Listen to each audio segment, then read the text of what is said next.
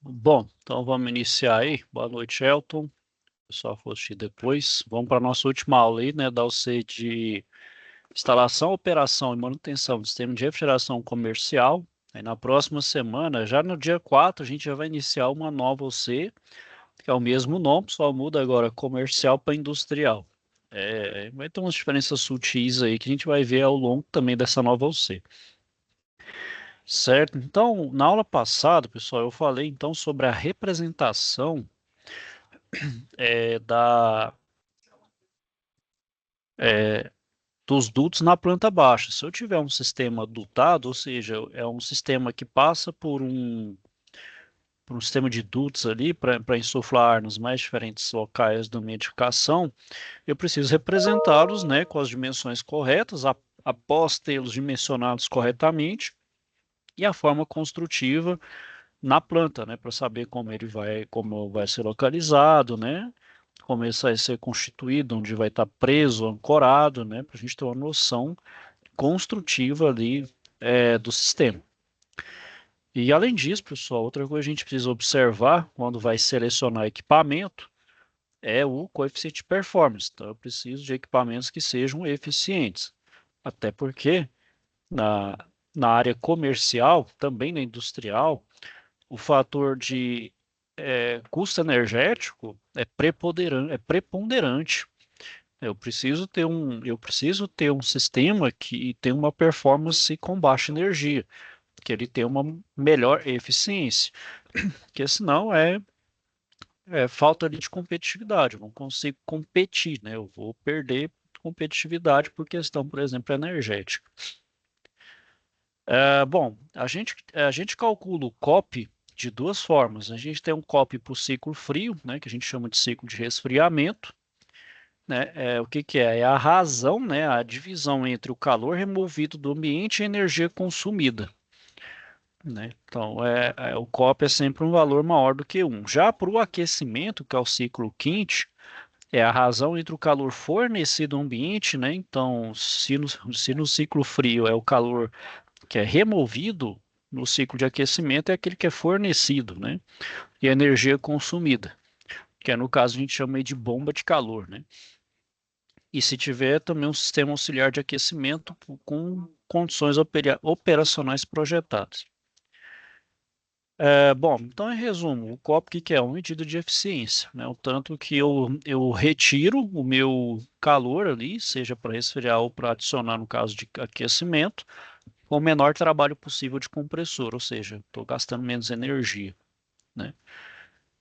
Então, para normatizar esses níveis de eficiência, né, o governo federal inseriu o quê, né, para usar nas residências ali o selo Procel, né, que era antes só para os eletrodomésticos, né, se antes tinha, hoje a gente vai ter para automóvel, né, e aqui, ó, tem um selo Procel, ó, que fala do selo Procel, ó, aí fala, domicílio, refrigerador, freezer, ar-condicionado, pode ver aqui,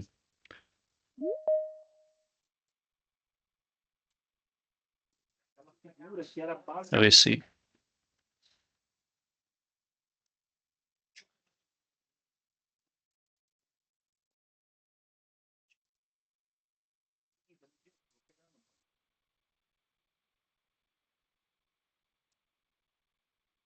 Ó, tá vendo? Ó? Eu tenho aqui, ó, domicílios com ar-condicionado, região centro-oeste, ó.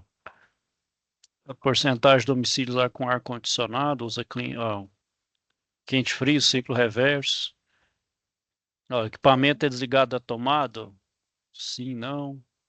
Equipamento em uso por horário, tá vendo? Controlador de temperatura. Ó, temperatura mais utilizada no ar-condicionado eletrônico, mesmo com o ar-condicionado é utilizado. Posição controlador de temperatura, limpa o filtro. Então, pega todas as informações. Ó. Né? Isso ali só de ar-condicionado, tem também de outros também. Além disso, é, o Inmetro também estabeleceu esse PBE. O que que é o PBE? É o Programa Brasileiro de Etiquetagem. É, ele classifica os equipamentos de climatização conforme os níveis de consumo que recebe esse selo Procel. Então ele sempre vai ali do A para o E, né? Que o A é o mais eficiente, o E é menos eficiente. Vale também para os carros, né? A gente vê que os carros também é classificado lá de A até E, que aí é o consumo de combustível, né? Que é a eficiência, né? É, bom, então, pessoal, a metodologia de medição, né, é estabelecida pelo Inmetro, disponibiliza, né, esses equipamentos que possuem a ENCE, que é a Etiqueta Nacional de Conservação de Energia. Então, no caso aqui do ar-condicionado, ele vai falar do COP, né, além de falar sobre as linhas de alta e baixa. Tá aí lá o selinho lá do um ar-condicionado de janela. Então, ele fala o consumo de energia, a capacidade em quilowatts, em BTU e a eficiência energética. No caso aqui é o COP, né? Que ele até fala, quanto maior, melhor. Né? Então já dá essa.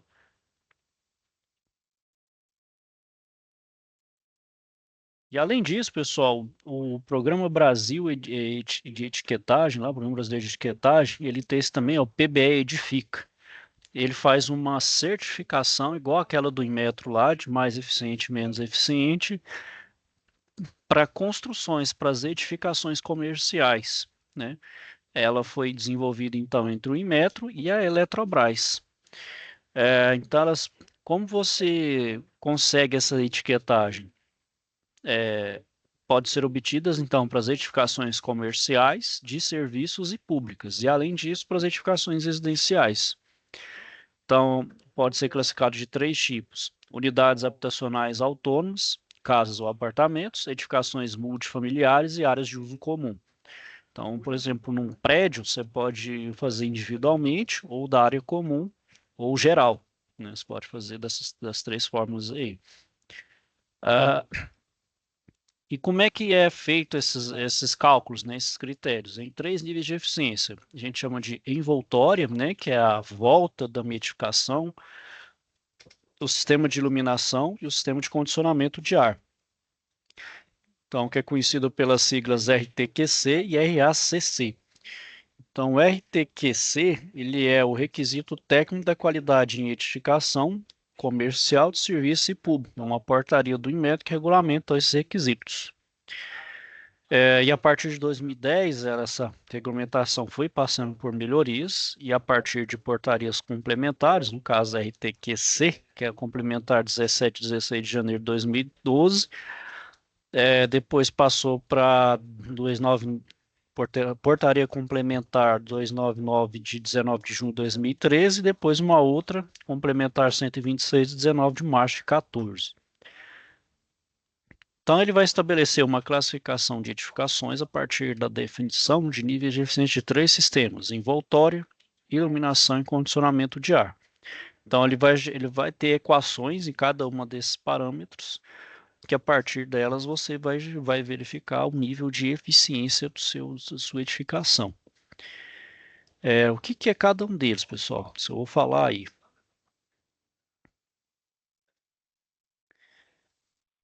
Bom, então, pessoal, elas podem ser divididas em duas diferentes classes. Uma classe lida com sistemas individuais e split, já classificados pelo Inmetro, enquanto a outra classe são os equipamentos não regulamentados, que classifica todos os outros equipamentos que não apresentam essa etiquetagem. Né?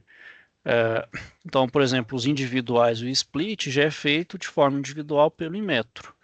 Já os aparelhos centrais, né? Então, por exemplo, os centrais self-contained, né? Os VRV, os chillers, não é classificado pelo IMET, até porque não tem como a gente comparar, eles precisam de um parâmetro de comparação, até porque um projeto ele é único, né? Então são dutos com desenhos diferentes, né? Contornos diferentes, dimensões diferentes. Como é que você vai saber se aquele aparelho é eficiente ou não, aquele sistema de grande porte? Aí você utiliza o RTQC, né, o RA, o RACC, para poder estipular, bom, esse meu prédio ele é eficiente energeticamente. O que classifica, pessoal, o seu prédio ser eficiente energeticamente? Primeiro, essa é a parte mais importante, que é a envoltória.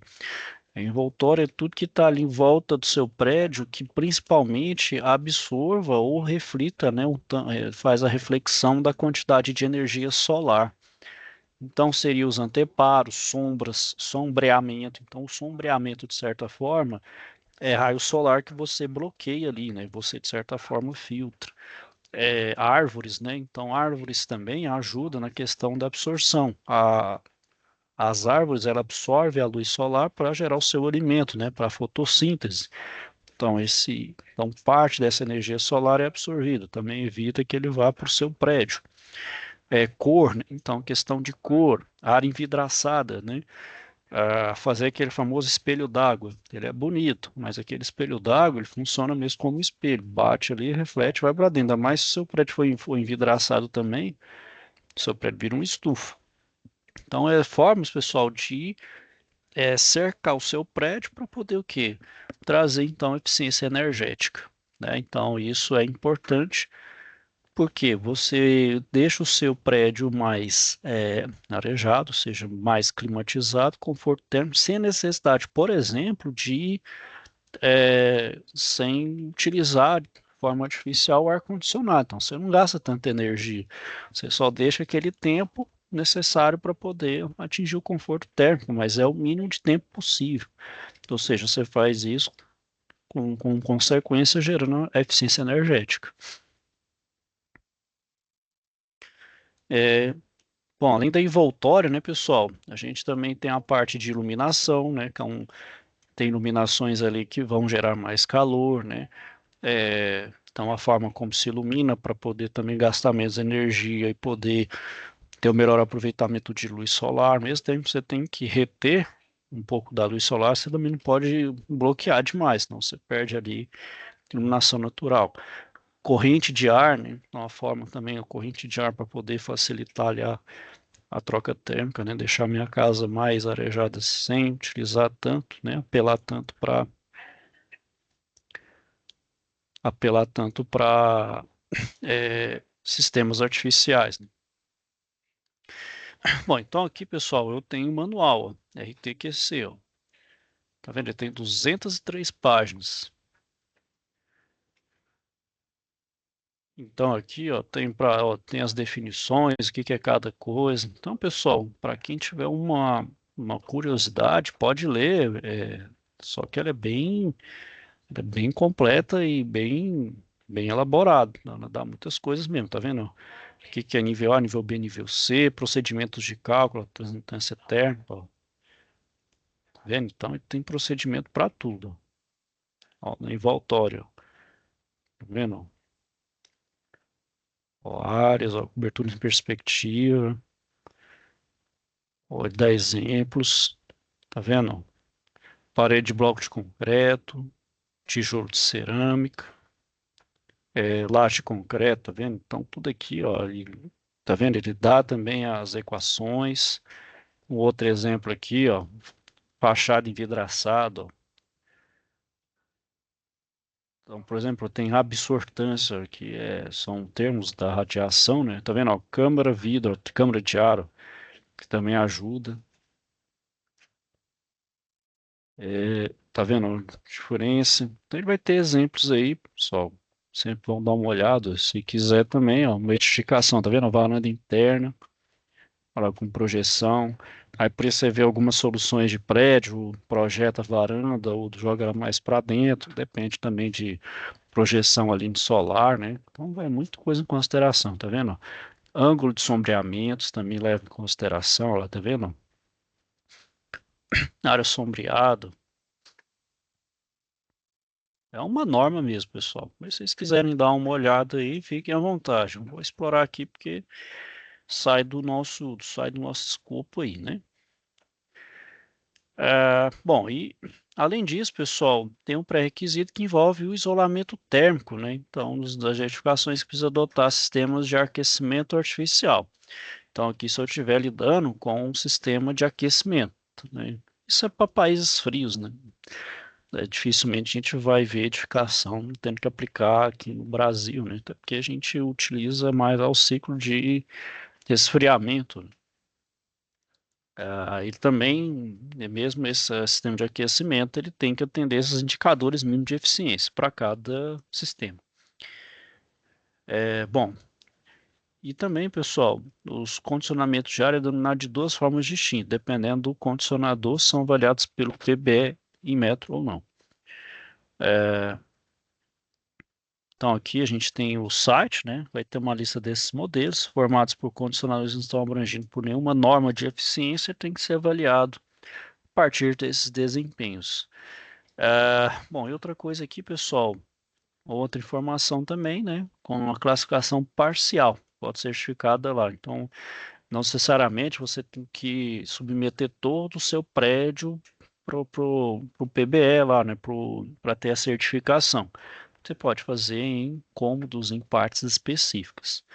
Só que, né, a condição é, desde que ele apresente uma área superior a 500 metros quadrados, né? Área pequena não faz tanto sentido.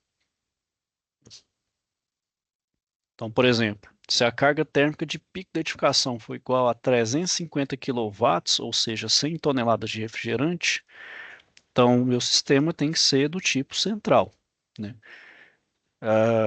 Que, porque, bom, se você considerar o individual e ele compensar financeiramente, você tem que fazer isso matematicamente, por meio memorial de cálculo de simultaneidade, né? Então, você faz duas situações, sistema dotado e o sistema individual. Vai ser quase 99% das vezes o sistema dotado vai ser mais eficiente, né? Vai ter mais, vai ser muito melhor do que os sistemas individuais. Sem falar que o custo do sistema individual, né? Cada sistema vai gastar. Então, esse gasto você soma, né? Considerando também que você fez os cálculos do sistema de dutos correto, né? Considerou a queda de pressão, a potência correta, né? As trocadores de calor, aí você vai ter um sistema muito melhor, né? Com o sistema centralizado ali dotado. Bom, já os equipamentos que não são regulamentados pelo Inmetro são basicamente os condicionadores de ar, os split janela, não etiquetados pelo PBE, que é os importados, e os sistemas de ar central. Justamente por um motivo óbvio, a gente não consegue, não tem como o Inmetro falar que um sistema, por exemplo, de um shopping e de um hospital tem a mesma eficiência, não tem como. Então, por isso tem que fazer aqueles cálculos ali, né? Além disso, também a gente vai ter os condensadores, os VRFs, né? Apesar de já ter uma grande eficiência, eles também vão atender aos requisitos mínimos, assim como as torres de resfriamento do RTQC. E então, pessoal, só para resumir, o RTQC que ele vai especificar uma série de pré-requisitos específicos para que os sistemas de condicionamento de ar que não foram regulamentados pelo Inmetro, ou seja, não tem aquele selo, né, de BNCE, que geralmente são os aparelhos individuais, atendam de modo a conseguir esse nível A de eficiência, que é a carga térmica, controle de temperatura por zona, sistema de desligamento automático, isolamento dessas zonas, controle de dimensionamento do sistema de ventilação, dimensionamento de sistemas hidráulicos e equipamento de rejeição de calor, né? Já que é o sistema dotado, vai ter parte que vai insuflar esse ar refrigerado e esse calor vai ter que ser rejeitado ali para fora.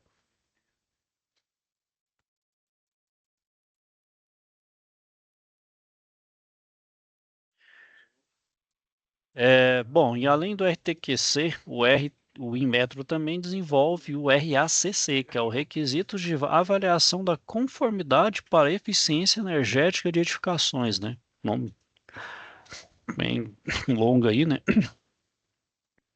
Bom, ele é um complemento do RTQC e ele vai apresentar então os procedimentos das avaliações às quais as edificações são submetidas, quais são os direitos e deveres envolvidos, lista com documentação a ser encaminhada aos organismos de inspeção acreditados pelo IMET, além dos modelos formulários.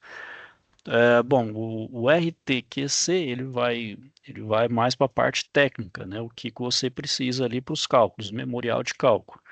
Já o RACC ele vai ser o de avaliação. Então, você avaliou o seu certificação, fez ali as coisas necessárias, você vai submeter, você vai fazer a parte burocrática. Quem vai reger isso é o RACC, né? Bom, e foi lançado então em 2009, cuja portaria ela entra entra em vigor, publicada pelo INMET em 2013, sob o número 50, 1º de fevereiro de 2013. Ela vai abordar, então, e definir todas as exigências pertinentes e avaliação de conformidade. Então, por exemplo, mecanismo de avaliação da conformidade, os requisitos gerais, processo de avaliação da conformidade, então vai verificar se de fato ali os seus cálculos, essas considerações estão corretas ali. Aí há o tratamento de reclamações, né? Então, recursos, né? Caso não tiver não conformidade. A ENCE, né, que é a Etiqueta Nacional de Conservação de Energia, uma autorização para o uso da ENCE, as suas responsabilidades e obrigações, o perfil e atribuições do inspetor de edificações do organismo de inspeção acreditado, então vai um auditor ali, né, para de fato ver se ali está conforme, né, aquilo que também foi considerado no cálculo, meio que uma forma de fazer um confronto, não é não é desconfiado, né, mas tem que de fato ali ver se bate, né? Se as considerações de fato estão corretas, se os cálculos estão dentro, né? Se aquilo foi considerado corretamente ou não.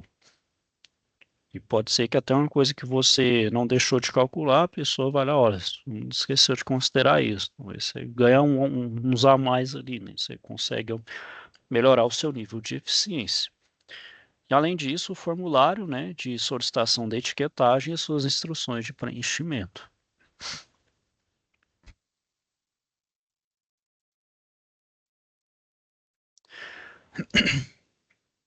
Bom, e além disso, eu vou ter também os acessórios para refrigeração comercial. O intuito desses acessórios, né, é trazer principalmente questão da gestão, né, para manutenção e também para melhoria de eficiência térmica e energética do sistema, né? Então, são os pressostatos, são os termostatos, enfim, né? São os controles principalmente para uma melhor gestão da eficiência energética do meu sistema. Como eu falei, é crítico, né? O custo energético ele é bem alto, né, na área da refrigeração comercial.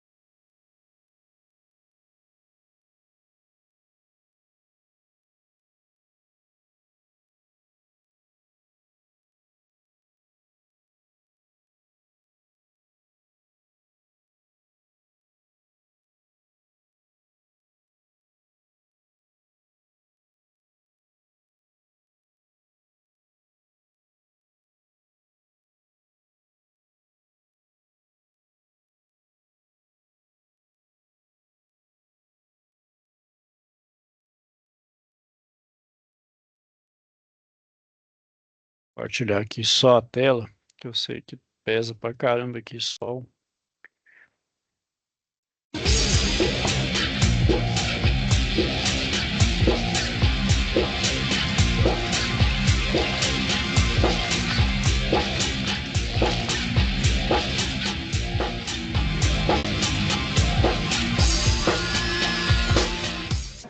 Estou aqui para mostrar para vocês hoje alguns elementos e acessórios utilizados em refrigeração comercial. Inicialmente eu estou apresentando para vocês nessa imagem uma válvula solenoide. Essa válvula ela é responsável pela passagem total, ou fechamento total de tubulações, né, de circulação de fluido em tubulações, e ela é acionada basicamente por campo eletromagnético formado nessa bobina, que vai promover a abertura ou fechamento da válvula na parte inferior. Essas válvulas vocês podem encontrar como normalmente abertas ou normalmente fechadas, dependendo do tipo de válvula. Além desse componente, nós temos ainda um componente muito usual em circuitos de refrigeração comercial, que são as válvulas de bloqueio, apresentada na imagem que vocês podem verificar agora. Essa válvula de bloqueio manual, qual é a diferença em relação à válvula solenoide? É que o fechamento da válvula é através desse registro manual. Então você consegue fechar o circuito completamente. Apresentando outros elementos do circuito de refrigeração comercial que vocês podem encontrar, nós temos aqui nessa imagem o chamado acumulador de líquido. Esse acumulador de líquido, ele atua como um pulmão para o circuito de refrigeração. Você vai ter aí um local para estocagem do fluido refrigerante no caso de aberturas do circuito. Então é um elemento muito interessante, muito utilizado na refrigeração comercial também. Além desse elemento, vocês podem verificar na imagem agora um pressostato. Esse pressostato ele é um pressostato que faz a limitação das pressões de alta e de baixa do circuito. Então a gente consegue verificar através das colorações, das tubulações, que esse lado do pressostato corresponde à pressão de alta e esse lado corresponde à pressão de baixa. O ajuste do pressostato é realizado através desses parafusos na parte superior. Tá? Além disso, é possível verificar também dois manômetros nessa imagem, um manômetro de baixa e um manômetro de alta pressão. Esses manômetros servem para fazer a regulagem, o controle das pressões no circuito, tanto na alta quanto na baixa. Outros elementos muito utilizados no circuito de refrigeração comercial são os chamados termopares. Aqui nós temos um exemplo de um termopar tipo K. E esse termopar ele atua de forma que você tem dois elementos metálicos que são soldados na sua extremidade, e essa diferença de temperatura provoca uma diferença de tensão que é proporcional ao valor de temperatura. Então, esses termopares eles fazem esse papel, eles convertem uma variação de tensão elétrica em temperatura. Aqui nós temos um outro elemento que é chamado transdutor de pressão. Esse elemento ele tem o papel de verificar, de indicar a pressão no circuito frigorífico. Essa pressão ela é convertida através de um sinal de corrente elétrica de 4 a 20 mA, que é proporcional à pressão. Então, dependendo da faixa de operação do equipamento, do sensor, você vai ter 4 mA correspondendo à menor pressão do equipamento e 20 mA correspondendo à maior pressão. E aí a conversão disso é feita escalonadamente através de uma reta. Além desse elemento, você pode encontrar também, é muito usual, o uso de PLCs ou CLPs, que são os controladores lógicos programáveis. Esses controladores lógicos programáveis eles são os elementos que fazem o controle do funcionamento do sistema. E eles precisam ser programados, como o próprio nome está falando já. E ele possui algumas entradas e saídas digitais analógicas. Essas entradas e saídas, que são esses cartões, eles permitem, por exemplo, o comando, a partida e parada de equipamentos ou ainda a chegada de sinal elétrico em forma de tensão ou de corrente. Esses cartões, esses 4 cartões que vocês podem verificar na imagem, eles são cartões de sinais de entrada analógica e digitais, que fazem o papel de receber o sinal em forma de tensão, que vem, por exemplo, do termopar, ou em forma de corrente que vem do sensor de pressão, e converte isso em sinal de temperatura ou de pressão, que vai ser lido por exemplo, um software supervisório que vai fazer a apresentação da interface homem-máquina.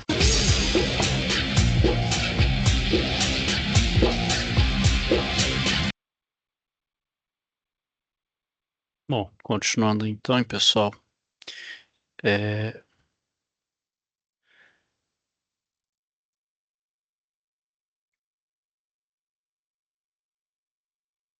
Então, justamente, né, pessoal, todos esses acessórios, a intenção é conferir, né, dar uma melhor eficiência energética, né, então menor gasto e uma melhor gestão, né, e controle de sistemas também do ponto de vista de operação e manutenção também. Bom, então, pessoal, na parte do procedimento de instalação, operação e segurança e refrigeração comercial, a gente viu aí, né, que o planejamento de instalação e manutenção tem que ser muito bem feito, né?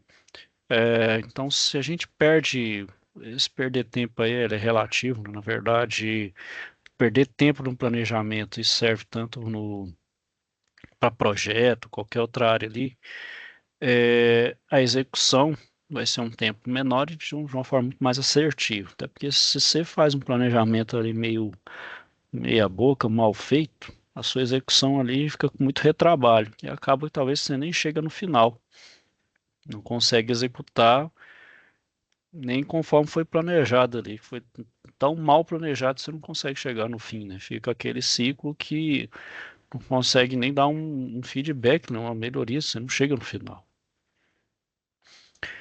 Então, toda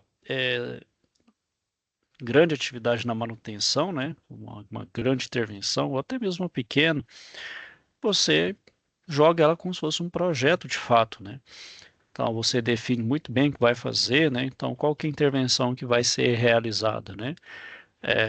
Então, planejado foi isso, isso, aquilo, outro, né? Quais são os prazos, né? O que vai ser feito, qual tempo que vai ser realizado, é, qual é a equipe, vai ser feito por uma pessoa, por uma equipe, mais pessoas, vai ter pequenas equipes, no final soma ali, né? Justamente para fazer uma melhor gestão dessas grandes instalações. Bom, o PMBOK, né, pessoal, o que é esse PMBOK? É um livro de boas práticas na área de projeto, mas que casam perfeitamente também na área da manutenção e instalação também. Então, eles viram que a causa do sucesso é devido à definição clara e completa de um escopo a ser atendido, né? Então, eu tenho que definir muito bem o meu problema, né? Definir, delimitar, né, o seu espaço físico, né? Então, você não vai intervir em tudo, qual que é a atividade específica ali da manutenção, o que vai ser atendido. Forte senso de trabalho em equipe, a gente não trabalha só, né, a gente tem uma equipe ali, então esse forte senso ajuda. A falta de profissionalismo, pessoal, deixar de fazer o procedimento ali à risca, agir ali de forma intempestiva, né, sem ligar, por exemplo, às normas de segurança, não cumprimento de prazos, metas e horários ali, configura ali uma falta de profissionalismo e isso acarreta, né, prejuízo para a equipe, né? Motivação por meio da participação em decisões, né? Então, de certa forma, você, por mais que seja ali a gente chama de um mero executor, né, pessoal, mas não é menosprezando nem nada nesse sentido, mas quando a gente se envolve nas decisões, a gente se sente parte integrante ali do todo, né? E além disso, tem um claro e completo entendimento de papéis e responsabilidade de cada integrante, né? Como já muito bem definidas as atividades, eu sei então muito bem que cada um ali tem que me entregar e o que tem que fazer. Em contrapartida, né, pessoal, no extremo oposto eu tenho fracasso. E as causas é justamente o quê? Má organização da equipe, é, não definiu muito bem qual que é a equipe, o que cada um vai fazer, definiu a equipe ali a um baixo comprometimento dos interessados, né? Principalmente no alto escalão de empresa ou até do cliente, comunicação ineficiente, né? O excesso de ruído na comunicação gera um fracasso, habilidades inadequadas de condução na gestão do processo, isso também configura fracasso e também uma liderança ineficaz. Tudo isso, pessoal, não só pode ser só um ou combinação de vários, pode gerar ali no fracasso, né, da minha atividade de instalação e manutenção. Bom, então o ciclo de vida de uma atividade, pessoal, é basicamente como se fosse um projeto mesmo de um produto ou um serviço. Então eu inicio com a seleção, então eu seleciono o que vai ser feito e estabeleço então o início da atividade. Então eu vou fazer o planejamento do que vai ser feito, como vai ser feito, o que vai fazer, como será realizado. Defini muito bem meu planejamento ali, gastei um tempo bacana, falei, não, aqui, né, no planejamento a gente pode fazer uma espécie de prévias, né, do que pode acontecer, aquilo que pode dar errado, né, a gente pensa ali nos piores casos possíveis, a gente vê o que pode fazer para mitigar isso. Claro que nem tudo está no nosso alcance ali no controle, alguma coisa vai estar fora ali, os aleatórios, né, os eventos aleatórios, não tem como a gente fugir disso. É, não, mesmo aí planejando, a gente executa com o mínimo de trabalho e retrabalho, e depois a gente encerra, né, lições aprendidas, aplica um PDCA. E em cada uma das atividades, né, independente delas aqui, a gente passa por uma etapa de avaliação e controle. É meio que como se fosse um ciclo que é um ciclo dentro de outro, né? Então, dentro da seleção eu avalio e controlo, mesmo para atividade, início da atividade, planejamento, para execução e para o encerramento.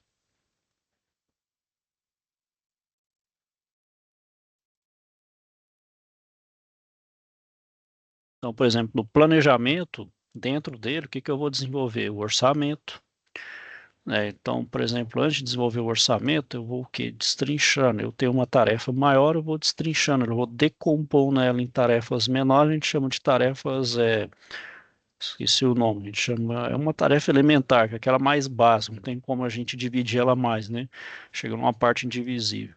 Então, quanto mais eu detalhar, melhor, que a partir delas eu estabeleço, por exemplo, um cronograma, né, um orçamento para se fazer aquela tarefa, um tempo para ser realizado, qual o padrão de qualidade daquela tarefa, né, aquela micro tarefa ali, quais são os recursos humanos que eu vou utilizar ali, e os suprimentos, no material, ferramentas, serviços especiais. Então, ele eu vou somando essas pequenas, né? A gente chama de pacote de tarefas, é isso, pacote de tarefas. Se a gente junta na maior, a gente, né, chega em algo maior ali, que é o cronograma, o orçamento, tudo maior. E, e esse processo de planejamento, então, tem que dar informações detalhadas para o andamento do trabalho, bem como as informações preliminares relativas às próximas fases. Então, eu tenho que saber cada o tempo necessário para o desenvolvimento da etapa, quais são os recursos humanos necessários, quais são minhas ferramentas e acessórios, os itens de segurança e acesso, materiais e insumos e as atividades predecessoras, a gente chama de dependentes, né? E nesse caso aí, aquelas atividades predecessoras, a gente vê, né, uma atividade que é dependente da outra, qual posso fazer paralelo para atingir o menor tempo possível. E a gente também estabeleceu o caminho crítico, né, aquele que a gente demora mais tempo para se realizar. Bom, e além disso, pessoal, a gente aqui também define, né, as atividades, o seu nível de criticidade, qual tarefa é mais crítica ou menos crítica, né? Então a gente sempre vai na ordem decrescente de criticidade, por mais crítico, por menos crítico. Aí a gente também consegue estabelecer qual delas vai ser executada antes, qual, né, qual deve ser mais, não é tão crítica assim, não representa ali prejuízos para a minha linha produtiva, né? Então, é justamente o que eu falei do caminho crítico, né? A gente vê qual atividade depende de qual pode ser feito paralelo. Então, aqui, por exemplo, eu posso ter três tarefas aqui, ó, que podem ser feitas paralelas. Aí posso trinchar para duas. Aí aqui eu vejo, por exemplo, qual o caminho, ó. Por exemplo, aqui e coloco o caminho que é mais crítico, ou seja, aquele que me demanda mais tempo. E aí os outros sempre vai ser uma folga ali, né? Vão ser tempos menores. Então, eu sempre balizo nesse caminho crítico. A gente sempre olha pelo pior cenário possível, que é aquele que vai me demandar mais tempo. Por isso que é muito bom, pessoal, a gente estabelecer as predecessoras, qual atividade depende de qual posso fazer paralelo, que aí eu consigo ter uma visão melhor do processo quando bem definido. Se eu definir bem, eu definir também um caminho crítico, opa, eu consigo ver, opa, consigo otimizar o processo aqui. Por isso que quando ela é bem estruturada e elaborada, só como é que é feita a estrutura. Então, é uma atividade seguida da sua duração e as setas indicam a dependência, justamente, né? Um depende do outro. Então, como eu falei, se ela é bem estruturada e elaborada, ela deve responder os seguintes questionamentos. Quando as atividades estarão finalizadas, né? Ou seja, todo o caminho ou todas elas. Quais são as etapas ou atividades críticas que poderão atrasar o retorno à operação caso venham atrasar por algum motivo? Aí você, né, analisa. Por isso que é sempre o pior caso possível. Quais são as atividades não críticas? E aí as que podem atrasar sem comprometer o cronograma de execução das atividades. Ou seja, aquela que se atrasar não vai impactar no meu processo produtivo. Quanto tempo as atividades não críticas podem atrasar sem atrasar o retorno à operação? E como é possível concentrar os recursos para acelerar o término da execução das atividades? Então, com esse caminho crítico estabelecido, a gente chama de PERT-CPM, né, do termo em inglês, a gente consegue até responder de uma forma mais assertiva esses questionamentos aqui, ó. Se a gente não tivesse isso aqui, a gente até conseguiria responder, mas de uma forma um pouquinho mais demorada, né? Aqui a gente tem uma visão melhor, a gente consegue enxergar o processo. Então fica melhor para responder isso aqui, ó. É mais assertivo a gente responder esses questionamentos, né? E nesse caso também, pessoal, o que a gente é comum ver também é a reunião de otimização. Então, a equipe envolvida no planejamento, ele analisa o planejamento, busca diminuir o tempo. Então, você pode olhar e falar aqui, como a gente pode melhorar isso aqui? Sempre pode melhorar, né? Quando a gente executa também, a gente pode executar um PDCA para melhorar isso. O que a gente pode fazer para melhorar mais ainda? Melhoria contínua, né, pessoal? A gente sempre tem que estar se aperfeiçoando e melhorando isso daqui, né? Competitividade, pessoal, não tem como, né, a gente fugir disso.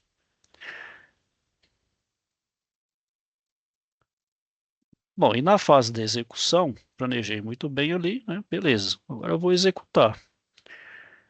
Então a gente faz a elaboração, revisão do plano da parada, se for necessário, né? Tem que parar a produção, beleza. Então vamos elaborar essa revisão e o plano da parada. Fazer reunião de partida ou reuniões de avaliação, né? Então uma primeira reunião ou durante o processo reuniões de avaliação. Depois, execução das atividades, né? Então, eu executo as atividades e faço um gerenciamento. Caso necessário seja mudar, controlar, né? Ou seja, verificar se está certo, se está, como diz, divergindo com relação a tempo, prazo, se está tendo algum risco envolvido ali, se é um risco de origem interna ou externa, e relatórios, né? Relatórios para tomadas de decisão, principalmente a nível gerencial. Executei, está tudo bem controlado, as mudanças ali não mudou muita coisa. Então a gente começa a fazer as entregas parciais e chega na entrega final. E aqui nesse gerenciamento, caso haja necessidade de fazer uma grande mudança ou ter um risco muito alto, a gente volta para cá, ó. A gente dá esse feedback aqui, ó. Retorna para uma elaboração, revisão do plano da parada, né? Claro, se a mudança for muito abrupta, né, for aquela mudança que vai, de fato, ali alterar em muito aquilo que foi planejado, de certa forma. A gente volta ali e vê o que faz, né? A gente dá uma revisada antes de chegar na entrega parcial no final, para não entregar algo que divergiu totalmente e pode me dar problema e um retrabalho. A execução tem que ser toda refeita, mas pode perder um tempo precioso aqui. Bom, executei, né? Entreguei, eu vou fazer um encerramento. Então, aqui é a fase de avaliação. Então, eu vou avaliar como as atividades foram realizadas, né? Por exemplo, como a parada de uma instalação frigorífica foi gerenciada, né? Em que nível as atividades atenderam seus objetivos. Então, se cada atividade foi feita dentro do prazo, se foi feita num bom nível, se foi feita assertivo, se demorou, se extrapolou, né? E identificar e disseminar as lições aprendidas e melhores práticas. E a direção, então, do estabelecimento tem que participar ativamente dessas atividades de fechamento, né? Porque são produzidas informações imediatamente aplicáveis a outras paradas, ou seja, cria-se um padrão, né? Um padrão de qualidade que pode ser feito de novo, reaplicado e com melhorias contínuas. A gente vai, coloca ali, né? Aprende ali as lições aprendidas, né? Aquilo que pode se tornar padrão, aquilo que pode ser repetido, aquilo que deve se evitar, né, para evitar que, né, tenha erros, o que não ser feito, o que pode ser adicionado, o que pode ser evitado, enfim, tudo isso, né, faz parte aí da melhoria contínua.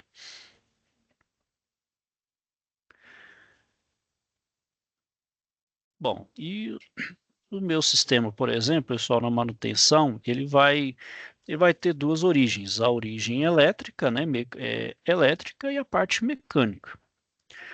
Então, para detectar essas falhas elétricas, eu preciso realizar uma abordagem lógica, né? Então, eu preciso ali seguir um passo a passo diagnóstico para chegar numa causa raiz, né, numa falha raiz. Então, o que que eu tenho que fazer primeiro? Utilizar um processo de eliminação de falhas. Só tomar água aqui, pessoal. Vai estar fácil.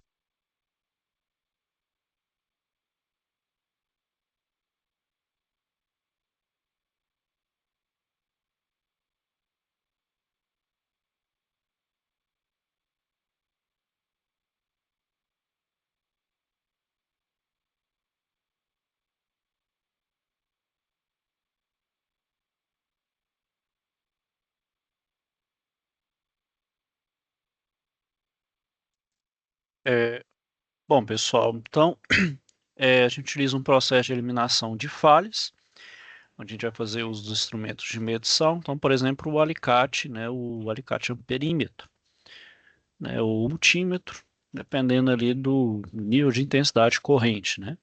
Se for uma corrente muito alta ali e eu preciso monitorar por mais tempo, é o alicate. Se for uma, uma corrente menor, eu utilizo o multímetro tradicional mesmo. Identificar as funções e componentes que estão em operação, antes de analisar o que se encontra inoperante, então verificar aquilo que está funcionando em condições normais, ou se tem algum que já está em processo de falha, ou que está totalmente inoperante, né? Para você verificar de fato aonde é o problema, né? E o que ele está acarretando ali em todo o processo, em todos os outros componentes. Por exemplo, se eu tiver mais um componente ou funções conectadas em paralelo apresentar uma falha, então a gente tem que verificar se é problema na fonte de energia ou existência em condições de funcionamento. Então, por exemplo, é o caso do compressor e do ventilador. Se os dois não funcionam, é problema, né, na fonte de eletricidade. Agora, se um ou outro está funcionando e o outro está pifado ali, está parado, então ou é no ventilador ou é no compressor.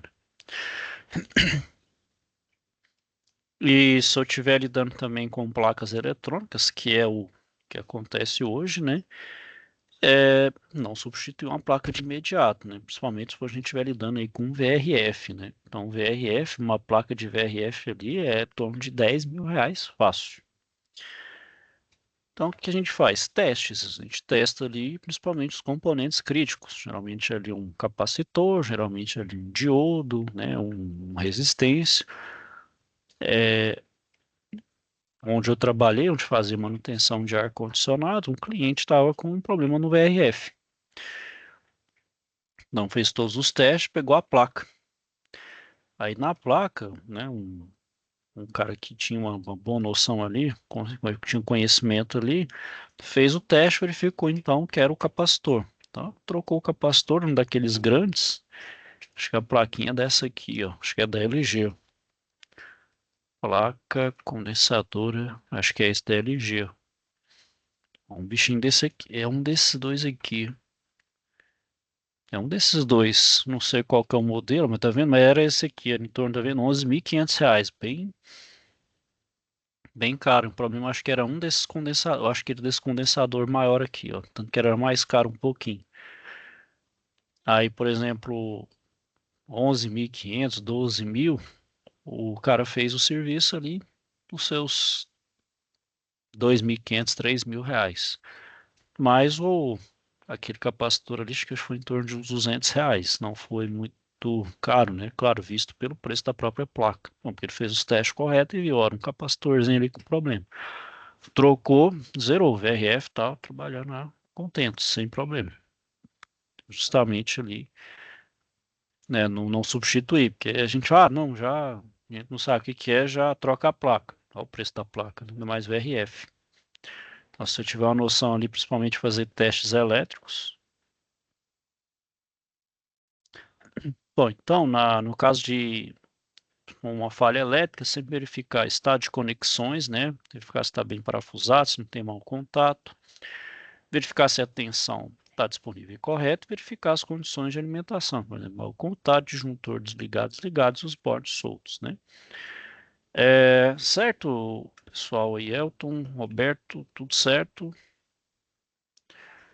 Tem alguma dúvida aí, questionamentos? Era isso que eu queria falar com vocês aí hoje. Certo. Bom, pessoal, então é isso aí. Analisando aqui por hoje. Se tiver algum outro questionamento, é só procurar.